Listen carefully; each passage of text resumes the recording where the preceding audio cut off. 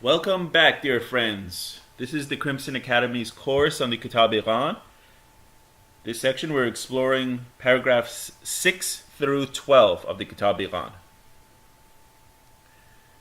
In this section, Baha'u'llah provides a brief account of some of the prophets of the past to demonstrate that the manifestations of God have always been subjected to heinous cruelties. This lesson covers the accounts from Noah to Moses.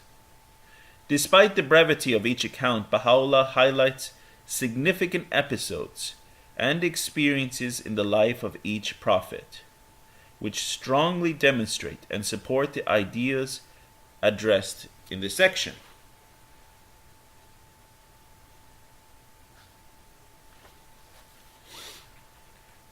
Noah is one of the manifestations of God who has been referred to in both the Bible and the Quran. He was the son of Lamech and the 9th generation from Adam. He had 3 sons named Shem, Ham, and Japheth, from whom the entire human race descends. Some of the key points in this section are: Noah urged people to accept God and to follow his message for 950 years. According to the Bible, this was all the days of Noah. That is from Genesis chapter 9, verses 28 through 29. Now let me just make sure I'm right in my referencing.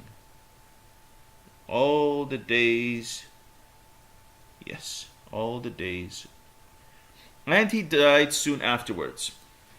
Islamic sources, however, recount that Noah lived for 2,500 years. And that is from Ishraq Qavari, Kitáb-i-Íqán in Farsi. Noah promised his followers a number of times that at a certain time victory would arrive. However, this did not occur, and some of his few followers left him. He was finally so distressed and disappointed that he cried to God not to leave anyone alive on earth. God decided to destroy corruption on earth. God gave a warning to Noah of the impending disaster and commanded him to build an ark.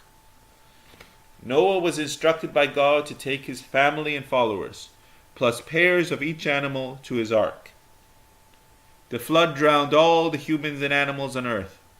Only those on Noah's ark survived. The longevity of Noah and other manifestations of God, such as Hud, as quoted in the Bible and the Quran, has been perceived as surprising and unacceptable.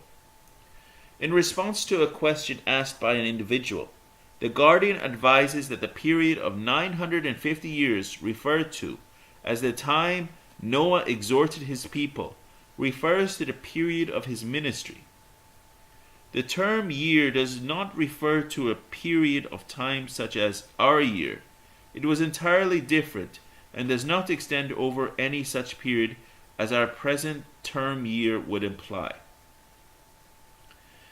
Recent archaeological discoveries of some ancient tablets also shed some light on the nature of the long lifespan claimed for Noah and other prophets. The translation of these tablets shows that the reigns reported for many Mesopotamian kings were much longer than the actual period they ruled. It was also observed that the more admired or influential was the ruler, the higher was the number of years ascribed to his rule. Hud was from a tribe called Ad, from an area known as Ahfaf. He was one of the prophets mentioned in the Quran, but not in the Bible. There are different accounts on the length of the time that Hud lived. Hud declared his mission when he was 40 and invited his people to follow the path of the one true God for about 700 years. After much suffering, he gathered a small number of followers. The rest of his tribe was killed by a storm that lasted for 7 days and 8 nights. Some of the key points in this section of the Kitab-i-Iqan include: Hud declared his mission when he was 40 and guided his people to God for about 700 years. His endeavors only increased the rebelliousness of his tribe until most of them were killed by a storm. Saleh was one of the prophets of God mentioned a number of times in the Quran, but there is no reference to him in the Bible. He was born in a tribe called Thamud. The people of Thamud were all idol worshippers. At the age of 16, Saleh was given the mission by God to invite his people to recognize and worship the one true God. According to a traditional belief, the people refused his invitation and finally asked him to perform a miracle by creating a camel out of stones. This was done, but his people still rejected him and even killed that camel. Finally, God sent the tribe a cry from the sky and killed all the people. Some of the key points in this section of the Kitab-i-Iqan include: Saleh rebuked his people for more than 100 years to follow the guidance sent from God and to avoid what was forbidden. A number of times he left his tribe to live in seclusion.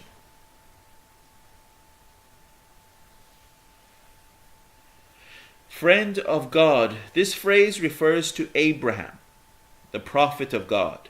Abraham in Hebrew means the father of all nations. According to Abdul-Baha, Abraham was born in Mesopotamia of a family that was ignorant of the oneness of God. He opposed his own people and government and even his own kin.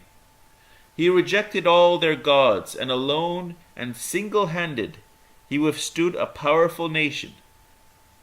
Such opposition and resistance were not simple or trivial. That's also from Abdul-Baha, Some Answered Questions, page 114. Abdul-Baha faced severe opposition. Abraham faced severe opposition from his tribe, and only his nephew Lot and one or two other people accepted him.